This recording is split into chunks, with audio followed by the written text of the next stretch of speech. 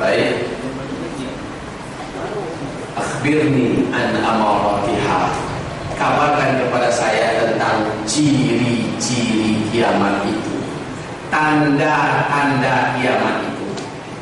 Kalau dalam hadis ini Nabi hanya menjawab dua, tetapi ada hadis Nabi dari sanad yang berbeda, dari matan yang berbeda-beda, ya, riwayat yang berbeda-beda, banyak sekali, lebih 60-an tanda-tanda ciri kiamat yang disebutkan oleh Nabi Muhammad SAW, dan ada 10 tanda besar kiamat.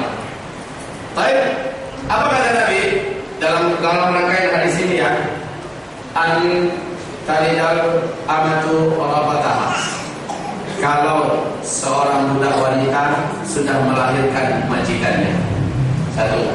Yang kedua, wa antaral hufatal 'uratal 'alata ri'a asy-syah yatatawaluna fil bunyan.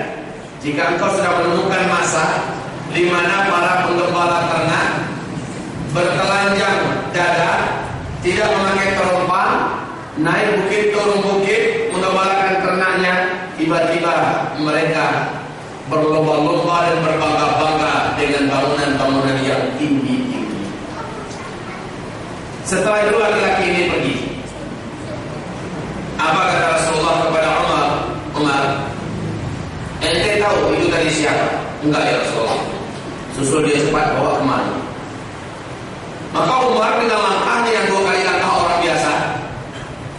Ya kita kenal siapa Umar bin Khattab. Seorang pendidikan tempur yang sangat mumpuni, badannya besar, langkahnya juga lebar. Dia melangkah cepat menyusul orang ini. Sehingga dalam satu riwayat, kalau beliau naik di atas tunggangan kuda perang, kakinya kedua ujung kakinya itu bisa membuat garis. Tingginya Umar bin Khattab itu. Jadi dia mengejar cepat orang itu. Dilihat berusaha di luar, tidak ada orang itu lagi. Nah, kalau sekarang kan memang banyak gedung-gedung bisa jadi hilang cepat, dia menyenyap dari gedung ini enggak. Lama kemana apa itu enggak ada lagi jelas kemana lagi. Umar datang pada Rasulullah, udah hilang, udah lenyap. Maka kata Rasulullah dia datang pada sahabat-sahabatnya, innahu Jibril. Itu tadi adalah malaikat Jibril. Atakum liyu'allimakum dinan. Sengaja dia datang kemari, tentu saja dengan perintah Allah, untuk mengajarkan kepada kalian inilah agama kalian. Nah, apa Allah yang akan dimuliakan? Kita ambil bagian ujungnya, yang paling ujung tadi. Kiamat tidak akan terjadi dan tidak akan akan temukan kecuali kalau kalian temukan masa di mana ada penggembala ternak yang menggembalakan ternaknya naik bukit turun bukit, tidak memakai alas kaki, bertelanjang dada, ya. Tiba-tiba saja mereka berlomba-lomba dengan bangunan-bangunan yang tinggi. Wallahu a'lam. Tetapi keluarga besar Saudi pada hari ini mempunyai karakter dan sejarah yang 100% mirip dengan hadis ini. Ahlus Saud, ibarat Allah yang memuliakan, mereka adalah keluarga penggembala ternak. Mereka mengembalakan ternak naik bukit turun bukit. Tapi otak politik mereka encer. Suasana yang memanas di Timur Tengah, ditambah lagi penyerangan demi penyerangan dan pertempuran demi pertempuran yang melelahkan kaum muslimin di masa-masa terakhir khilafah Utsmaniyah di Turki, menjadikan dia mampu bergabung dengan dakwahnya Syekh Muhammad bin Abdul Wahhab. Singkatnya, Syekh Muhammad bin Abdul Wahhab melihat orang ini serius membantu dakwah Islam, mengembalikan umat kepada tauhid. Kemudian akhirnya umat pun diajak untuk menyatukan barisan dan langkah mereka bersama keluarga Saudi. Maka berakhirlah dengan pembeatan beliau sebagai amir, ya, untuk wilayah Jaziratul Arab. Amir untuk wilayah Jaziratul Arab. Jazirah Arab dirubah akhirnya dengan nama Al-Arabiyah As-Saudiyah. Saud ini keluarga Saudi. Al-Arabiyah As-Saudiyah. Dan sekarang kita semua menyaksikan, semua dunia juga menyaksikan bahwa keluarga Saud ini sudah membuat keajaiban-keajaiban dunia pada hari ini. Mereka memang benar-benar berlomba-lomba membangun bangunan yang tinggi. menyaksikan apa yang sedang mereka buat sekarang. Subhanallah. Sekarang justru di Jeddah sudah pondasinya sudah berjalan, 1 tahun lebih ini sudah mulai berjalan, akan dibangun bangunan tertinggi di dunia, 1,2 km. Tingginya bangunan itu. Yang membangun ini siapa? Keluarga besar Saud ini di Al-Rabi'ah Saudiyah sekarang. Maka apabila hadis ini kita cari kapan masanya yang paling tepat, wallahu a'lam ketemunya mirip dengan mereka. Apakah betul-betul itu maksudnya? Sekali lagi wallahu a'lam. Hanya saja sejarah ini tidak dapat ditutupi dari seluruh manusia di muka bumi. Kalau itu sudah ketemukan antara engkau dan kiamat, lebih dekat daripada saya dibandingkan telapak tangan, dibandingkan Rasulullah mendekatkan telapak tangannya dengan kepala salah seorang sahabat. Lebih dekat kiamat itu daripada telapak tangan saya ini dengan kepala. Kalau zaman itu sudah kamu temukan, dan kalau itu dalam zaman kita, maka berarti di zaman inilah. Ditambah nanti ungkapan Syekh bin Baz yang membuat kita bergemetar hati ini kaum muslimin. Selanjutnya,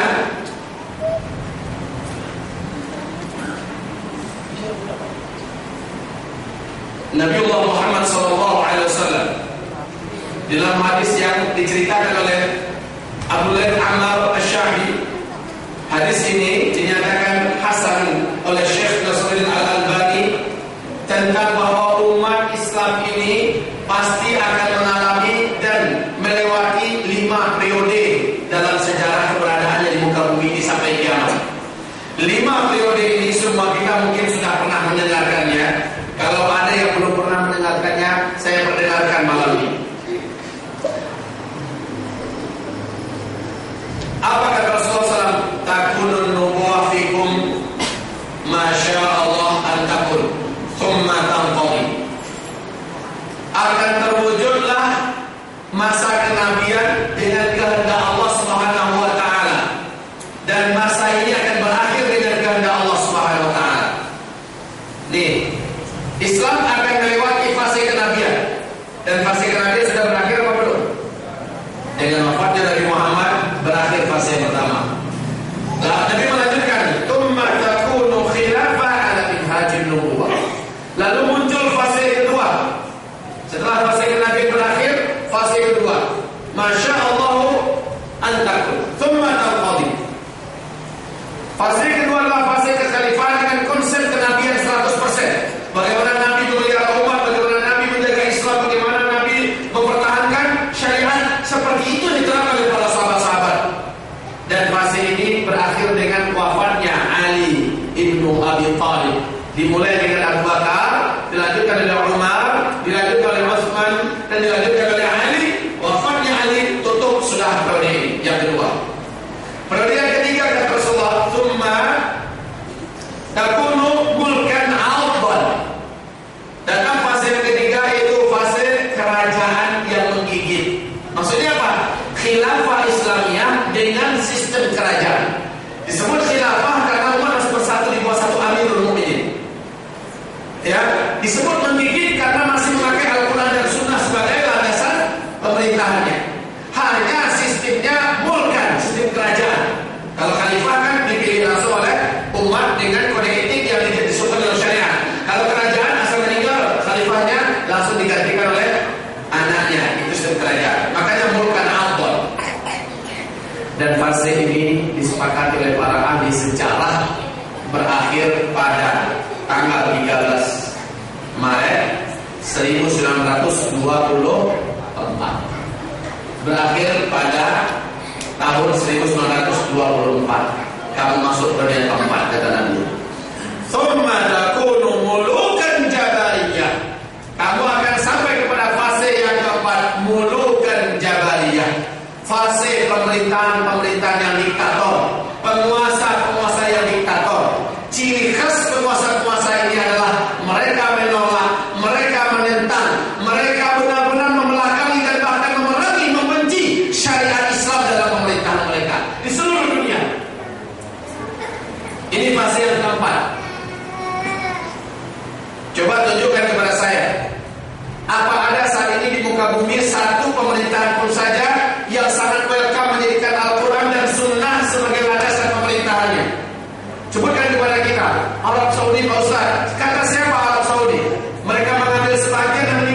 sebagian. Oh, Pak Ustaz, Kuwait, siapa yang bilang Kuwait? Sudan, Pak Ustaz, siapa yang bilang Sudan? Ibarat Allah yang kami muliakan, kita tidak menemukan pada tahun yang keempat ini satu pun pemerintahan walaupun secara individu penguasa-penguasanya Muslim. Bisa jadi penguasanya sangat soleh dan taat, tetapi Al-Quran dan Sunnah dipakai enggak? Kalau sempat dia pakai, Amerika PBB langsung merangi, akan dicap sebagai negara teroris kalau ada berani menerapkan syariat Islam. Tidak akan.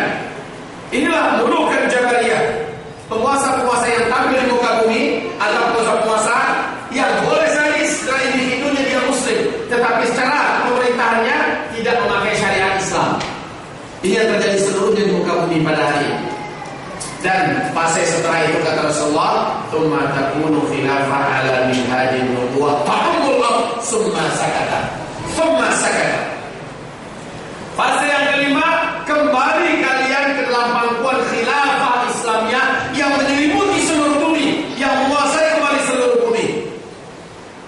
Ada kalimat menguasai seluruh bumi karena fase sebelumnya yaitu kenabian, khilafah dan kerajaan-kerajaan Islam baru 2/3 bumi yang maksimal baru dicapai oleh Islam, ya kan?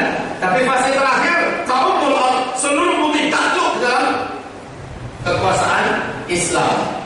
Masa kata lalu Nabi diam. Nah, ini yang perlu saya gambarkan di sini. Saya baru kali ini ketemu dalam pengajian spidolnya ada 7. Puas saya melihat spidolnya jauh saja. Jazakumullah khairan. Ada berapa periode tadi Bapak Ibu? 5. Ini periode pertama, periode kenabian. Ini berakhir dengan wafatnya Nabi Muhammad SAW. Periode yang kedua adalah periode khilafah Islamiyah, ya. Dan ini dimulai dengan Abu Bakar As-Siddiq, berakhir dengan wafatnya Ali bin Abi Thalib. Periode yang ketiga yaitu mulkan Abbas, ya. Khilafah Islamiyah dengan sistem kerajaan, ya, sistem kerajaan. Ini juga berakhir dengan tumbangnya khilafah Utsmaniyah di Turki pada 13 Maret 1924 berakhir. Berarti kita di posisi ini nggak sekarang? Iya. Baik, untuk yang posisi ini saya agak besarkan sedikit gambarnya dan agak lebarkan sedikit. Bukan berarti ini lebih panjang masanya, ya. Karena bakalan banyak akan kita isi di sini. Banyak yang kita tulis. Kalau ini tidak ada yang perlu dikomentari, ya. Ya, hanya akan banyak kita isi. Ini periode keempat, yaitu fase kediktatoran.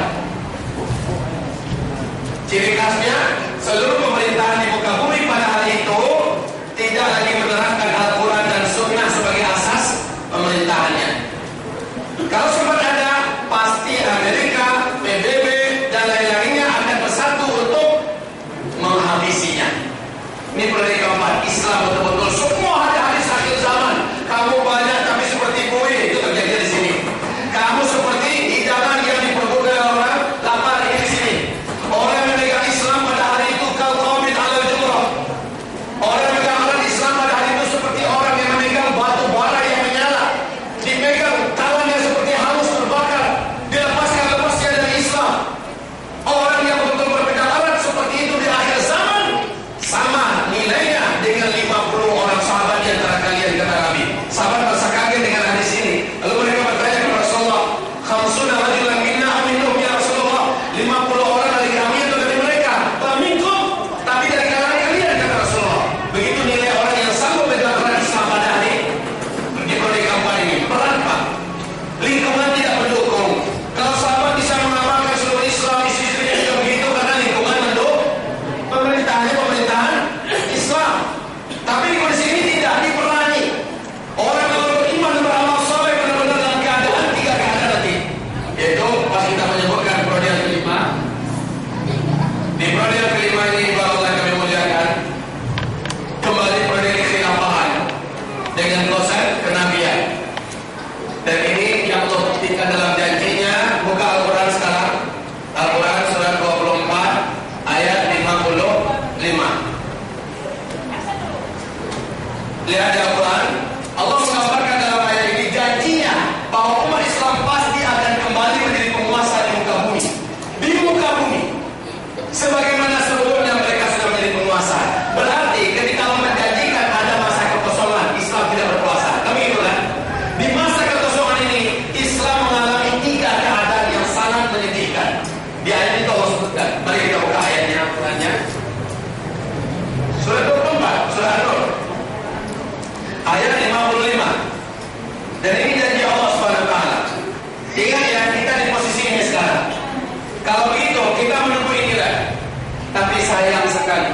di dalam beberapa riwayat yang keluar dari Rasulullah sallallahu alaihi wasallam, sebagaimana Syekh Nasruddin Al-Albani menyebutkan menanti kemunculan Al-Mahdi.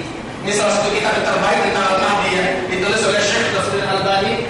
Umur umat Islam di sini diperoleh masa-masa aman dan puncak kejayaan Islam ini tidak lama lagi. Hanya berkisar antara 7 atau 8 atau 9 tahun saja, lalu kalian semuanya berakhir. Berarti tidak lama kaum muslimin. Tidak lama. Manusia seperti dalam surga dunia rasanya waktu itu. Di sini yang memimpin adalah Imam Al-Mahdi. Di sini Imam Mahdi meninggal, digantikan langsung oleh Al-Qahtani. Keadilannya, kesolehannya, ketaatannya tidak lebih kurang daripada Al-Mahdi. Sama-sama taat dan soleh. Tapi masalah saya itu hanya 7 tahun saja atau 8 atau 9 tahun. Lalu kalian semuanya habis. Ingat ini, suatu rahasia besar yang banyak tidak terungkap oleh umat manusia karena jarang dibahas, jarang dibedah, jarang ditadaburi. Ibadah Allah yang kami muliakan, kita lihat dulu ayat ini.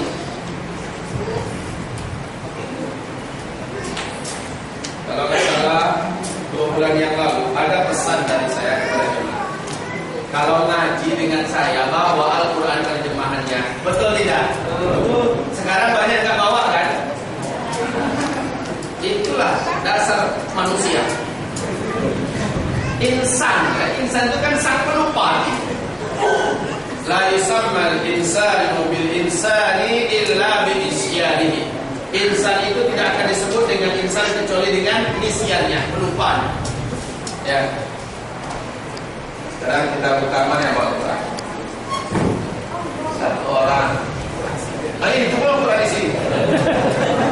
Besok ini kalau menyebarkan undangan, asal bersama Ustaz Zulkifli Muhammad, mohon Al-Qurannya diingatkan kepada seluruh jemaah bawa Quran terjemahan. Ya. Sudah berapa? 20. Kalau sempat saya katakan sudah berapa? 20 Ustaz. Sudah 24 surat An-Nur ayat yang ke-55. A'udzu billahi minasyaitonir rajim. Wa'adallahu alladhina amanu minkum wa 'amilus shalihat la yastakhlifannahum fil ardh kama istakhlafa alladhina min qablihim wa la yumakkinanna lahum dinahum alladhi irtadaa lahum wa la yubaddilannahum min ba'di khawfihim amna ya'budunani la yushrikuna bi shay'an wa man kafara ba'da dhalik fa ulaika humul fasiqun. Allahumma arhamna bil Quran. Siapa yang bisa bantu membacakan terjemahnya? Tidak ada? Bisa? Tolong dibaca. Suaranya 2 kali lipatkan. Semoga Allah memberkahi. Dan Allah telah berjanji kepada orang-orang yang beriman di antara kamu dan mengerjakan amal-amal yang saleh. Sebentar.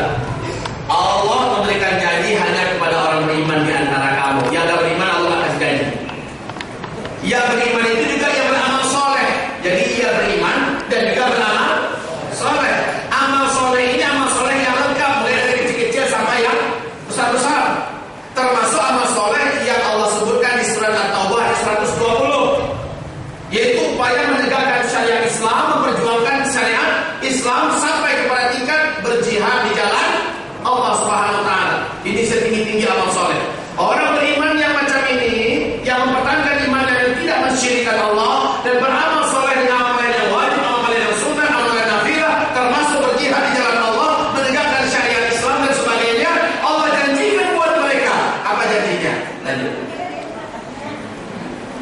Orang yang mengerjakan amal-amal yang saleh, bahwa dia sungguh-sungguh akan menjadikan mereka berkuasa di muka bumi. Bagaimana dia telah menjadikan orang-orang sebelum mereka berkuasa? Sebentar. Ini sangat menarik. Allah benar-benar pasti ada 2 kalimat takkid ada di situ dengan huruf takkid. Pertama, lam takkid dan nun takkid. Nun taukid. Ya, takilan mereka. Sungguh benar-benar pasti Allah akan kembali mengangkat mereka menjadi pemimpin di muka bumi sebagaimana orang-orang sebelum mereka. Berarti kondisinya mafhum mukhalafah dari sini, umat Islam ketika itu sedang kehilangan kekuasaan. Sehingga Allah berjanji akan mengembalikan kepada mereka. Artinya dirampas orang lain enggak? Inilah periode keempat. Islam kehilangan kekuasaannya. Dominasi pada muka bumi ini lepas pada tanggal 13 Maret 1924. Lepas kekuasaan Islam dan kekuatan Islam.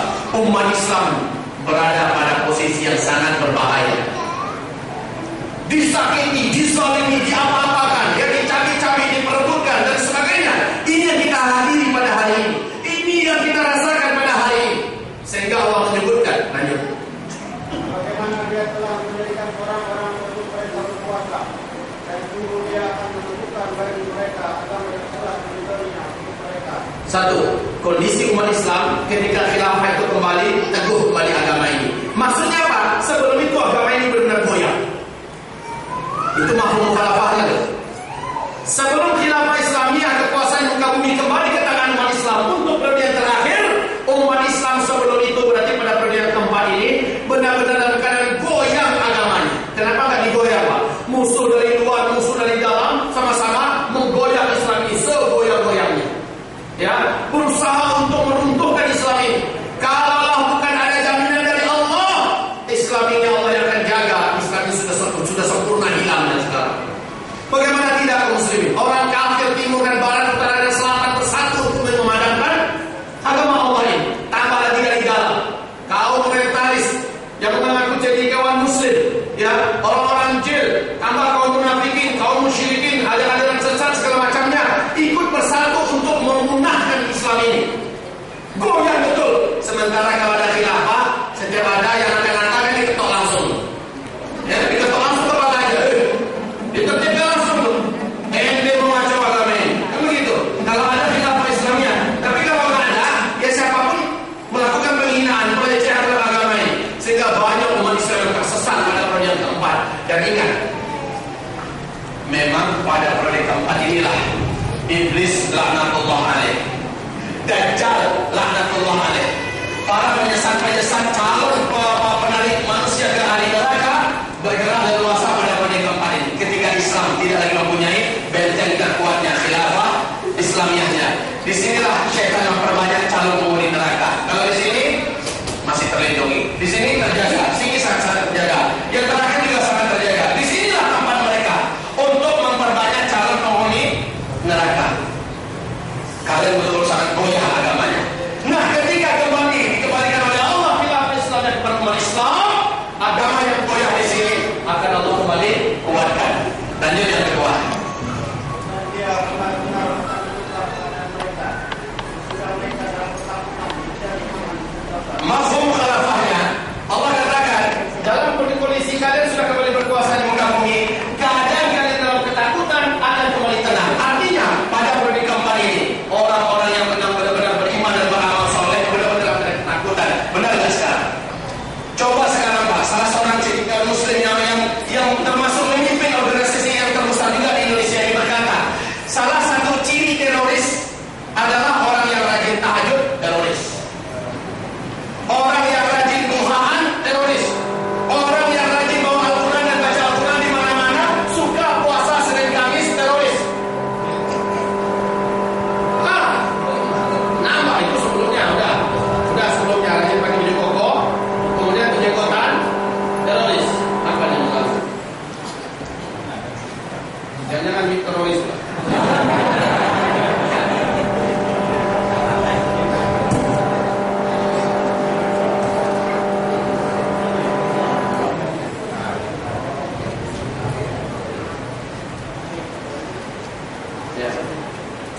Ibadah Allah yang kami muliakan, benar-benar akan ketakutan umat ini. Sekarang siapa yang tak cemas, Pak? Masukkan anaknya ke pesantren, mulai orang tua yang memasukkan anaknya itu diawasi. Kamu akan menjadikan anak kamu sebagai teroris ya. Sekarang orang tua yang memasukkan anaknya ke pelatihan kilat pada bulan Ramadan itu dianggap sebagai sarang teror. Dan kemarin baru saja musuh di mana Metro TV dianggap suasana bahwa siapa yang masuk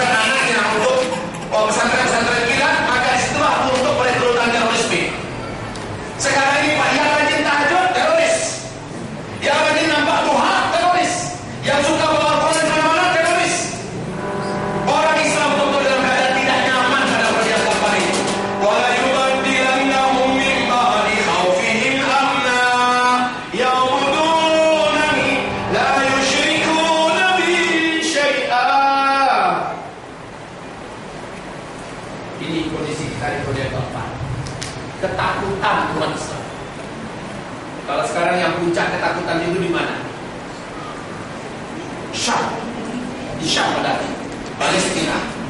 Umat Islam yang ada di Palestina, umat Islam yang ada di Suriah, umat Islam yang ada di Lebanon, Yordania, yang betul-betul teguh beragama, benar-benar goncang segoncang-goncangnya, takut sahabat harus takut.